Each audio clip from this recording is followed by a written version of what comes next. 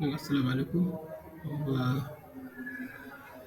Bienvenue dans cette deuxième vidéo qui porte sur la régression, les algorithmes de régression, d'accord? Donc là, on va terminer cette série-là. Donc c'est une série dans laquelle on a eu à parler d'abord au niveau de la première vidéo de la régression linéaire simple et de la régression multilinéaire, la régression linéaire multiple, d'accord? Donc maintenant, au niveau de ces deux cas-là aussi, on a codé l'algorithme, on n'a pas utilisé la librairie scikit-learn, donc on a codé l'algorithme de A à Z. Donc on a eu à introduire cette notion d'algorithme de minimisation, on a eu à introduire le produit matriciel, on a eu à évoquer l'erreur quadratique, on a eu aussi à évoquer le coefficient de discrimination. Donc, c'est le même travail qu'on va faire aussi au niveau de la régression polynomiale. Donc, au niveau de la régression polynomiale, ce qu'on peut retenir, c'est quoi? C'est la régression polynomiale est un cas particulier de la régression linéaire. Donc, c'est pour les cas, c'est là, ça prend en charge les cas les plus complexes. Maintenant, des fois aussi, on a, au niveau de notre ensemble de nos données, on a des fois des tendances qui ne sont pas du tout linéaires. Et maintenant, pour ces cas de figure, pour ces situations-là aussi, on peut abandonner la régression linéaire et faire appel à la régression polynomiale. Maintenant, quand on parle de la régression polynomiale, ça veut dire que là, le degré, on peut avoir un polynôme de degré 2, un polynôme de degré 3, un polynôme de degré 4. Maintenant, en fonction du degré du polynôme, on aura le nombre de caractéristiques aussi. Si le degré est égal à 2, on aura combien? On aura, on aura par exemple, on aura trois caractéristiques avec le degré est égal à 0, le degré est égal à 1, le degré est égal à 2. Si le degré est égal à 3 aussi, on aura quatre caractéristiques avec degré et ainsi de suite. Ça, c'est des situations, ça, c'est. D'accord. Donc, parce que si pour le degré 2, on a ax au carré plus bx plus c. Il y a le a, il y a le b, il y a le c. D'accord. Donc, le a, le b et le c. Si le degré est égal à 3, on a le a, le b, le c, le d. C'est ax au plus bx au carré plus cx plus d.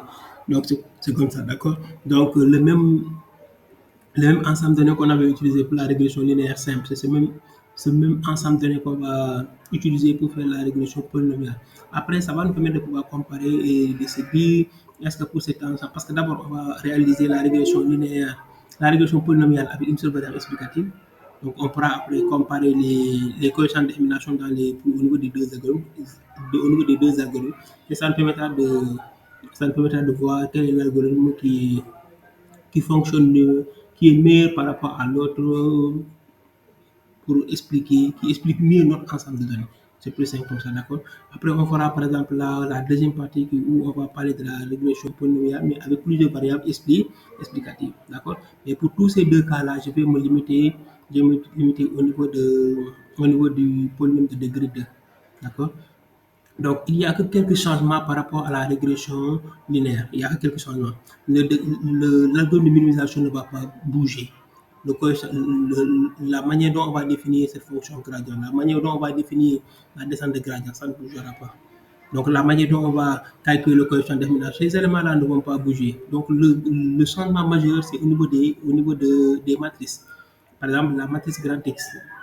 Là, il y a un changement majeur au niveau de la matrice grand X. Il y a aussi un changement, surtout au niveau de la matrice grand X. D'accord. Donc, c'est maintenant, sans plus tarder, on va se lancer. Oui. OK. Donc, on y va. Donc, regardez, là, on sépare rapidement le X et le Y. Le X, donc la variable à expliquer, c'est l'émission de CO2 qu'on tente d'expliquer. D'accord. Donc, c'est l'émission de CO2 que nous cherchons à prédire. Quelle est la variable explicative à l'aide de la taille du moteur. Donc, est-ce que la taille du moteur va nous permettre de pouvoir prédire l'émission du CO2. Donc, c'est ça notre objectif, d'accord?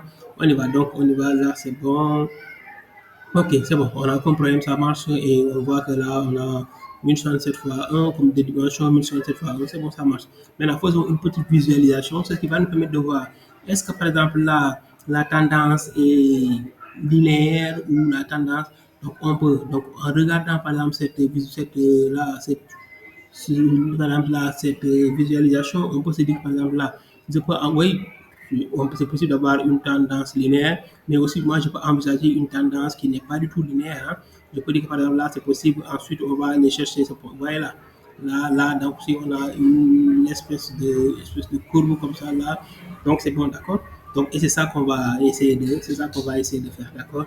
Donc, dans ces situations-là, si votre tendance n'est pas là, et vous voyez l'importance de cette visualisation, ça vous donne une idée. Si la tendance n'est pas linéaire, donc vous ne vous lancez pas coûte que coûte dans ces situations-là. D'accord? Mais à moins qu'il y a des possibilités, à moins que dans ces situations-là, qu'on transforme. C'est possible de transformer. D'accord? C'est possible de transformer, par exemple, là, les variables explicatives, des variables explicatives, et tout. Donc, ça, c'est possible de le faire. Mais l'objectif de cette deuxième vidéo, c'est de vous parler de la régression polynomiale en passant par les matrices, le produit matriciel, et ainsi de suite. D'accord? Donc, là, c'est bon. Là, c'est bon. Qu'est-ce qu'on va faire? Donc, maintenant, attendez, il faudrait qu'on règle ce problème-là de matrice qu'on va expliquer.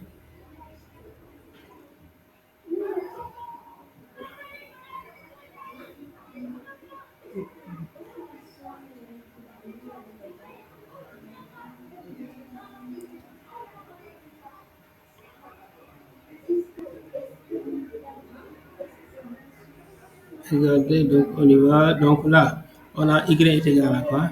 Ax au carré plus bx plus c.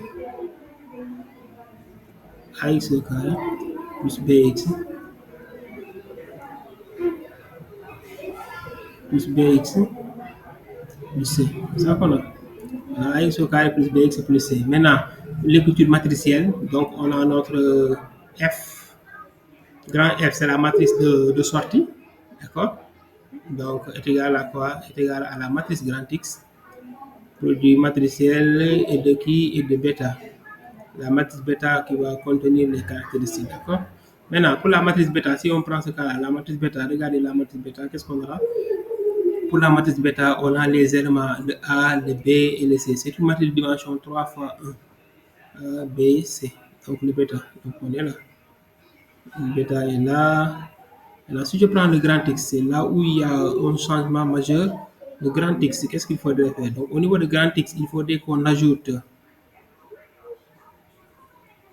Au niveau de grand X, qu'est-ce qu'on a fait? Donc, ça veut dire qu'au niveau de grand X, il faudrait qu'on ajoute. Donc, pour regarder, donc là, il faudrait qu'on a une première colonne avec les X au carré. On aura une deuxième colonne où on aura le X. N'oubliez pas que le X aussi, dans le X, on a une seule variable, hein. Dans le X, on a, oui, c'est seulement la taille du moteur, hein. Et là, on a une dernière colonne, c'est la colonne de 1. Donc, c'est ça qu'on aura. Donc là, pour le grand X, on aura une matrice de dimension 3 fois 1. Astafurlah. 1067. On a une matrice de dimension 1067 fois 3. Astafurlah. D'accord? Donc, le grand X, on aura une matrice de dimension 1067 fois 3. D'accord? Ok, c'est 1067 fois 3. Et le bêta, on a une matrice de dimension 3 fois 1. Maintenant, ce qui va nous donner, le grand F sera une matrice de dimension 1067 fois 1. On l'appelle une matrice colonne. Donc, le grand X, on aura une matrice colonne. Donc, c'est 1067 fois 1. C'est comme ça que ça se passe, d'accord? Donc là, c'est bon, on a notre matrice grand X, on a notre matrice bêta, et à partir de là, donc le problème c'est quoi? Le grand X, c'est facile, on va commencer par créer la matrice grand X. Ensuite, le bêta, pour le moment, on n'a rien pour pouvoir pour trouver les valeurs exactes de A et B, C. Donc, ce qu'on va faire, on va débuter par trois valeurs, trois valeurs aléatoires. D'accord, on va choisir trois valeurs aléatoires pour A, B, C. À partir de ces trois valeurs aléatoires, qu'est-ce qu'on va faire? On va pouvoir définir, créer notre modèle. Ce modèle qu'on va créer, qu'est-ce qu'on va faire? À partir maintenant du modèle, le modèle qu'on va créer, on va le projeter sur notre ensemble de données. Donc, à partir de là, on va jouer sur l'erreur quadratique moyenne. D'accord? Parce que ce qu'il faut retenir, c'est que plus l'erreur quadratique moyenne est faible, plus notre modèle, plus le coefficient de discrimination sera bon, plus notre modèle sera bon à prédire, à faire des prédictions. D'accord? Donc, c'est ça l'objectif. Maintenant, et là, pour réduire l'erreur quadratique moyenne, il faudrait que nous passions par l'algorithme de minimisation. Au niveau de l'algorithme de minimisation, il y a deux choses qu'il faut retenir au niveau de la minimisation. Donc, c'est quoi? Donc, on aura Donc, au niveau de l'algorithme de minimisation, il y a deux choses qu'il faudrait retenir. On aura le gradient et la descente de gradient. Donc, dans ces deux-là, donc, on aura la possibilité. Donc, le gradient qu'on va définir, ce gradient, on va l'utiliser au niveau de la descente de gradient. Donc, c'est ce qui va nous permettre de pouvoir mettre à jour, les valeurs de bêta. Mais c'est ce qui va nous permettre à l'arrivée à la suite de N entraînements. À la suite, on pourra trouver les valeurs optimales de A, de B et de C. Une fois qu'on aura les valeurs optimales de A, B et C, c'est fini. Donc là, on aura un modèle qui sera mieux, qui va mieux prédire, qui va mieux expliquer, qui sera meilleur pour notre ensemble de données. C'est le travail là qu'on va faire derrière. Donc sans plus tarder, on va se lancer. On y va. Donc je commence par quoi? Je vais d'abord régler ce problème de. Donc, je vous ai dit que pour la matrice là, maintenant, le petit souci, donc, vous voyez là, le grand X, attention, on a X au carré, ainsi de suite. Ce que je vais faire, je vais d'abord créer une matrice grand X que je vais appeler grand X est égal à quoi? Où je vais mettre là le X et le 1, la colonne de 1 pour le billet, hein? On va commencer par ça. Après, on reviendra encore pour redéfinir le grand X en mettant quoi? Le X défini précédemment, mais en deuxième position, X au carré, première colonne, et le X défini précédemment. Ce qui va nous permettre de pouvoir avoir la bonne disposition, d'accord? Donc, vous voyez, là, on y va, c'est bon. Donc, vous voyez, automatiquement, là, on a une matrice de dimension 1067 fois 2. Pourquoi fois 2? Parce qu'on a la colonne de X et la colonne de 1. C'est bon? Maintenant, qu'est-ce qu'on va faire? Voilà, le hashtag nous permet de coller d'accord, les colonnes. D'accord? On peut ajouter autant de colonnes que nous voulons. Là, il y a compris. Donc là, vous voyez, le X au carré sera la première colonne et les éléments de grand X vont suivre. D'accord? OK. Et comme au niveau des éléments de grand X, on a le petit X, ensuite la colonne de 1. Donc c'est cette suite-là logique qu'on aura. OK, donc, voyez, on est à une matrice de dimension 3. Mais là, le X au niveau de X, qu'est-ce qu'on a? On a une seule, au niveau de X, on a quoi? On a un seul, la taille du moteur, hein. Maintenant, on verra au niveau de la régression polynomiale avec plusieurs variables explicatives. Les X, ici, il y a 3. Donc, le nombre de colonnes là, vous allez voir comment ce nombre de colonnes là va changer, d'accord? Donc là, on peut projeter le X, on est là, donc, vous voyez, c'est bien, c'est très bien. Là, ça marche. Donc, pour le bêta, je vous ai dit que bêta est une matrice de dimension 3 fois 1. 3 fois 1, donc aléatoirement, on va choisir 3 valeurs. 3 valeurs. Donc, on pouvait ne pas, là, je pouvais tout simplement là, dire A est égal à 4, B est égal à 5, C est égal à 6, et ainsi de suite. Donc, ça, c'est possible de le faire. Et à partir de là, créer notre modèle, et ainsi de suite. Mais là, on va choisir aléatoirement, comme ça. C'est bon. Donc, vous voyez, pour le A, on est à 1,76, le B 0,40, le C 0,97. Donc, on a pris aléatoirement 3 valeurs. Donc, notre matrice bêta aussi est définie. On a défini notre matrice grand X, on a défini notre matrice bêta. Ce sont ces deux-là qui nous permettent de définir la fonction, notre matrice grand F. Donc là, parce que le produit de matrice de deux matrices, là, pour ce cas-là, on a une matrice colonne. Une matrice colonne, parce qu'on a 1067 de dimension 1067 fois 1, on l'appelle une matrice colonne. D'accord? Donc maintenant là, on définit notre modèle. Notre modèle est là. Notre modèle va retourner grand F. En sachant que grand F est égal le produit matériel de X et de bêta. D'accord? Donc là, je le définis. Très bien, c'est bon. Maintenant, qu'est-ce qu'on peut faire? On a défini notre modèle, on a notre ensemble de données, donc on va projeter le modèle au niveau de notre ensemble de données pour voir qu'est-ce qui se passe. On y va. Derrière, voyez, pan. Voyez ce qui se passe. Donc là, notre modèle est vraiment loin de notre ensemble de données. Mais c'est bien, c'est très bien. Ça, c'est la première étape. Et maintenant, à partir de là, il faudra jouer sur l'erreur quadratique moyenne en utilisant l'algorithme de minimisation. D'accord? Donc là, je vais d'abord calculer l'erreur quadratique moyenne. Maintenant, là, je vais d'abord définir la fonction qui va me permettre de trouver l'erreur quadratique moyenne. Maintenant, quelle que soit la valeur qu'on va trouver, c'est impossible de se projeter parce qu'on ne pourra pas dire elle est trop grande, elle est petite, et ainsi de suite. On n'a rien. On n'a rien, hein? On n'a rien pour pouvoir se prononcer sur ça. Donc, on est à 27 737. On va y revenir. On est à 27 000. Ça, c'est l'erreur quadratique moyenne. OK. Maintenant, ce qu'on peut faire, c'est quoi? Le coefficient d'élimination, on peut le calculer. Et à partir de ce coefficient d'élimination-là, va nous permettre de savoir notre modèle-là. Nous, déjà, on sait que notre modèle-là ne tient pas. Ça, on le sait. Mais le coefficient d'élimination va le confirmer. Le coefficient d'élimination va confirmer ce que nous venons de dire. D'accord? Donc, on est à moins 12,82. C'est catastrophique. vous m'excusez du terme. Donc là, moins 12, c'est énorme. Donc c'est énorme. Donc ça veut dire que là, notre modèle, il est malade, il ne n'explique rien du tout, il ne fonctionne, ce n'est pas bon. Ce modèle-là, personne ne va l'utiliser pour prédire, pour faire une prédiction, ça c'est pas bon. Mais c'est très bien. Qu'est-ce qu'on va faire à partir de là? On va, on va améliorer le modèle en utilisant. Donc là, je vais d'abord définir le gradient. Donc pour le gradient aussi, donc là, vous avez la formule tout à fait en haut. Donc cette formule-là que j'ai appliquée textuellement. Donc pour le gradient et la descente de gradient, si rien ne bouge, c'est la même chose, rien ne bouge. Rien ne bouge, rien ne va changer. Donc comme ce qu'on avait fait pour la régression linéaire, c'est la même chose. Et là, on a déjà défini notre fonction de minimisation. Maintenant, qu'est-ce qu'on va faire? Notre modèle va s'entraîner. Donc, on va entraîner notre modèle. Donc, le nombre d'itérations, on est à 400. J'ai pris 400 000. C'est parce qu'avec 1000, je me suis retrouvé avec toujours des valeurs négatives. Avec 2000, même avec 100 000, avec des valeurs négatives. Donc, je vous ai dit que le nombre d'itérations, là, ça dépend de, là, c'est des valeurs qui tournent. Hein. Tout dépend de quand est-ce que votre modèle va finir d'apprendre. Donc, si on prend par exemple un nombre d'itérations qui est inférieur au CI, ça veut dire que le modèle ne va pas terminer son apprentissage et dans ce cas, il ne sera pas dans les bonnes dispositions pour pouvoir nous donner de bonnes prédictions. D'accord? Donc, pour le pas aussi, le pas, il est compris entre 0 et 1. Le 1 inclus. D'accord? Donc là, le pas 0, donc on peut augmenter le pas comme aussi on peut diminuer. Donc là, comme on a déjà défini notre fonction, donc on va rapidement entraîner notre modèle. Donc là, c'est bon. Ça va prendre du temps parce que le nombre d'itérations est énorme. On est à 400 000 itérations, donc ça veut dire que là, ça va prendre du temps.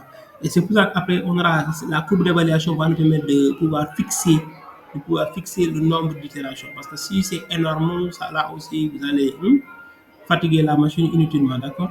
Donc là, on y va. Donc, si on exécute là, on a le bêta final, ça veut dire que les valeurs optimales de A, de B et de C. Notre modèle a fini d'apprendre, donc là, on a les valeurs optimales de A, de B et de C. C'est bon?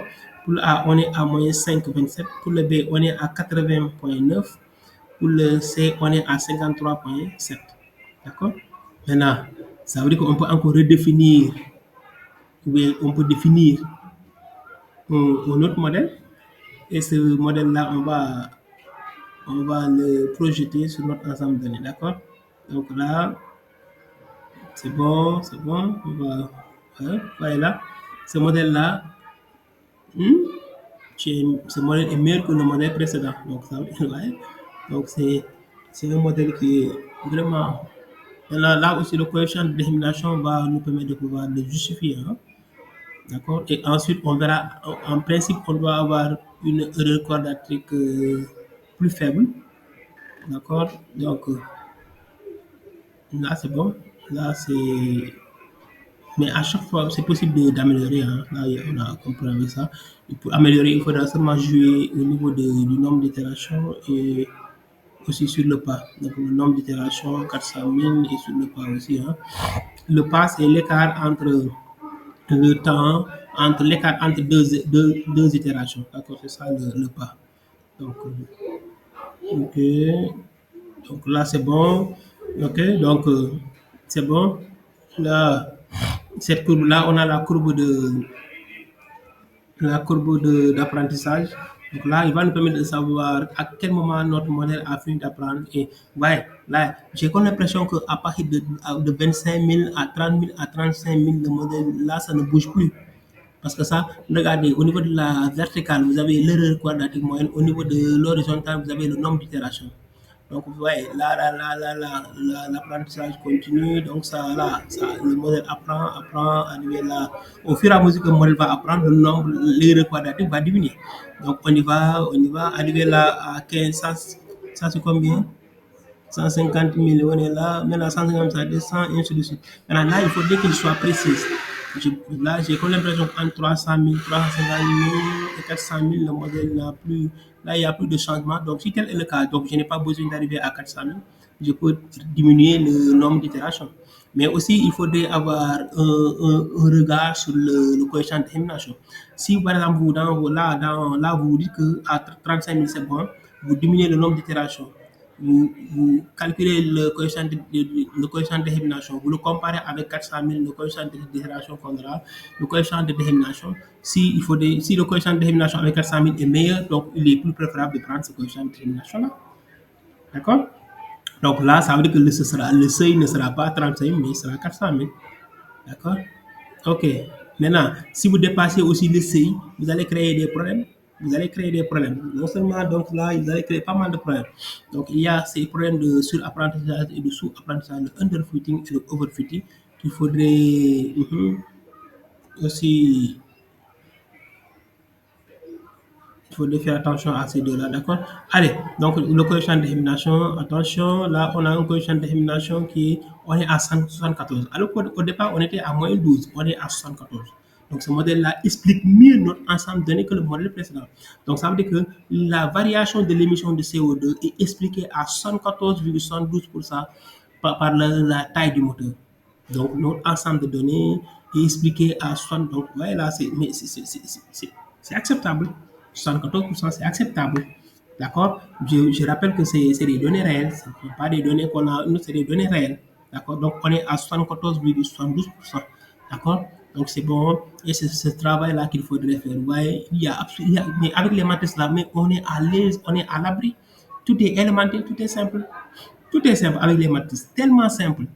D'accord? Maintenant, si vous comprenez comment par exemple, on fait les choses avec les matrices, quand vous allez passer au niveau de la librairie Skitlearn, ça veut dire que vous allez comprendre ce qui se passe pour chaque situation. Pourquoi je vais utiliser cette librairie, par exemple, cette fonction-là de la librairie Skitlearn, ça permet de faire ceci ou cela. Parce que vous avez déjà là, vous allez maîtriser les différentes étapes et pour chaque le travail qui se fait derrière, comment la librairie a été confectionnée. Donc la librairie, quel est le rôle de cette librairie?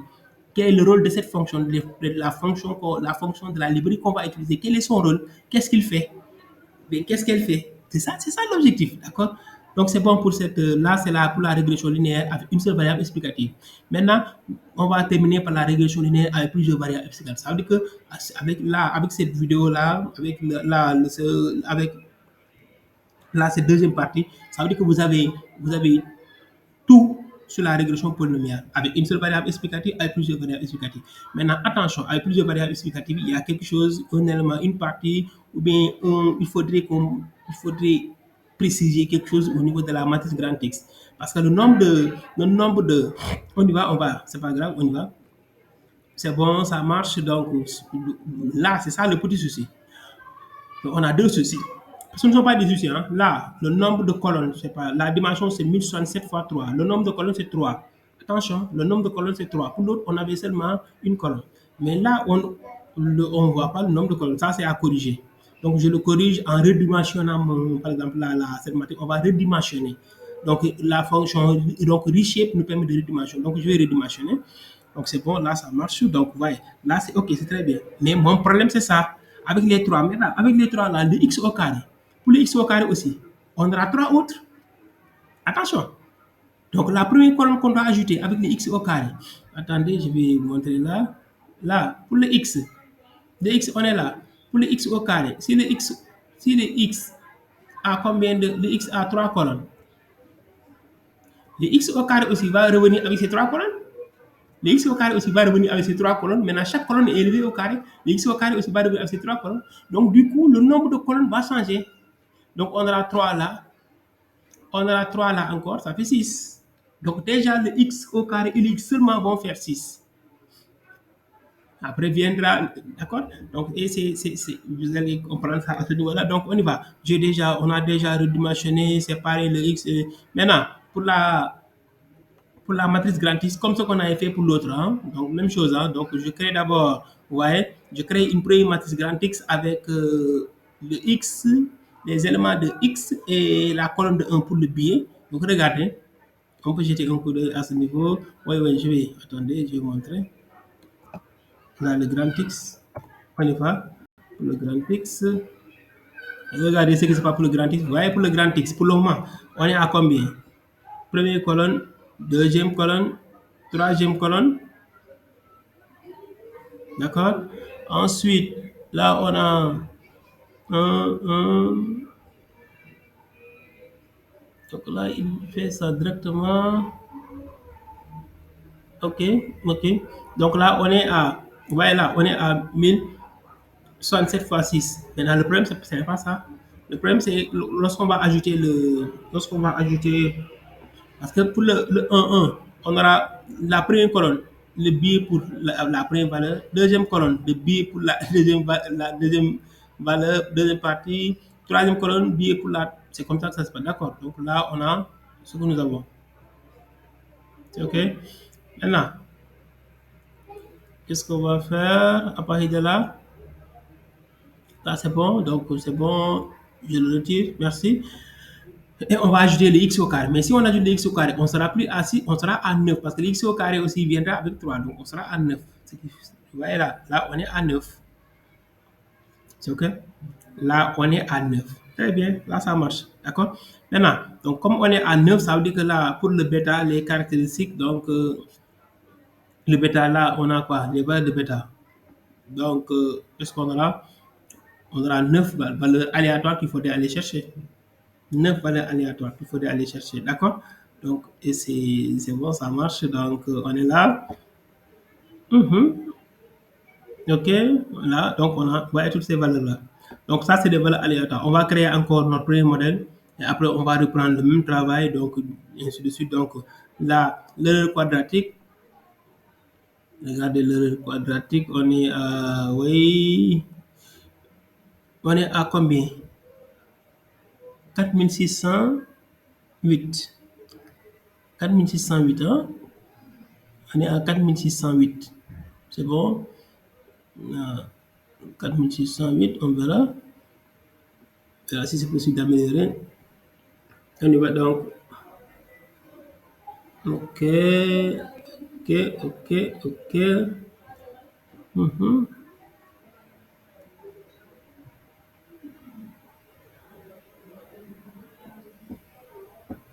OK, ça marche. Donc là, on va définir notre gradient. C'est bon. Donc là, rien, ouais, là, il n'y a pas de changement, hein. Pas de changement. C'est la même chose, pas de changement, tout est OK. Donc le pas là, je suis à 50 000. On va voir. Ça va prendre du temps parce que là, c'est le pas est 1. C'est comme ça. Donc, OK, c'est bon. Et maintenant, le bêta final. Donc, ouais, on a les valeurs optimales de tout ça. Là, ça marche. Donc, ouais, ça veut dire que là, c'est notre courbe d'apprentissage. Donc, avec 50 000, donc là, je peux dire qu'à partir de 30 000, notre modèle a fini d'apprendre, hein. Mais j'ai pas l'impression qu'il y a une descente à ce niveau-là. Mais aucun problème, là, ça marche, hein. OK, là, c'est bon. Et lequel est le coefficient de termination à partir de là? Donc, on est à combien? On est à 74. Donc là, on est à 74. D'accord? On est à 180. Maintenant, et pour l'erreur quadratique, regardez l'erreur quadratique, parce que si on projette cette horizontale-là sur l'axe vertical, on sera à combien? On sera à moins de 1000. Hein? Alors, on était à 4000. On sera là à moins de 1000, donc on est à, c'est moins de 500 même. On est à moins de 500. Donc, l'erreur quadratique est à moins de 500. Donc là, je fais tout simplement une projection. Parce qu'à partir de là, ça veut dire que là, le modèle a fini d'apprendre et l'erreur quadratique correspondante est égale à. Donc, on est à moins de 500. Au départ, on était à 4000. Donc là, notre modèle s'est bien entraîné, notre modèle a bien maîtrisé, donc l'apprentissage s'est bien déroulé. Donc, on est à 74. Donc, notre modèle peut faire des prédictions à 74. Donc, la variation de l'émission de CO2 est expliquée à 74% par les variables explicatives. D'accord? Donc là, c'est ce travail qu'il faudrait faire et c'est ce qu'il faudrait comprendre. Ce sont ces mathématiques-là qu'il faudrait comprendre concernant la régression polynomiale. Donc, vous voyez, c'est tellement simple. Maîtriser la régression d'une manière générale sans utiliser la librairie skip-learn, c'est une chose élémentaire et ça vous permettra de mieux faire le. Vous voyez là, ça va rendre, c'est extra, c'est fascinant. Donc, maintenant, quelqu'un qui le comprend à partir de là, ça veut dire que utiliser dès qu'on va, là, quand on va faire appel à la librairie, donc je ferai aussi, parce qu'il y aura une série où je vais utiliser la librairie skip-learn Et à chaque fois, je vous dirais que, par exemple, ce qu'on avait fait sur l'autre côté là-bas, là, c'est la librairie là qu'on va utiliser pour faire le même travail, et ainsi de suite. C'est comme ça que ça se passe. D'accord? Donc, c'est très bien. Maintenant, ça, il faudra le comprendre. Parce que les choses ne se, c'est pas seulement ces blancs, les choses ne se résument pas seulement à aller prendre les librairies. Les librairies, ce qui se cache, c'est les mathématiques qui se cachent derrière les librairies. C'est les fonctions qui sont là, qu'on a définies, qui nous permettent de faire certaines tâches, ainsi de suite. C'est comme ça, hein. C'est les fonctions qui sont définies. Maintenant, ces fonctions-là, c'est des fonctions qu'on a codées de A à Z avec ces fonctions, avec ce que nous venons de faire là. C'est la même chose. D'accord? Ok. Donc, je vous dis un grand merci. Là, on est arrivé à la fin de cette série concernant la régression, les algorithmes de régression sans la librairie Skitlearn. Donc, j'espère que j'ai été à la hauteur. J'espère que mes explications vont permettre de mieux comprendre les choses.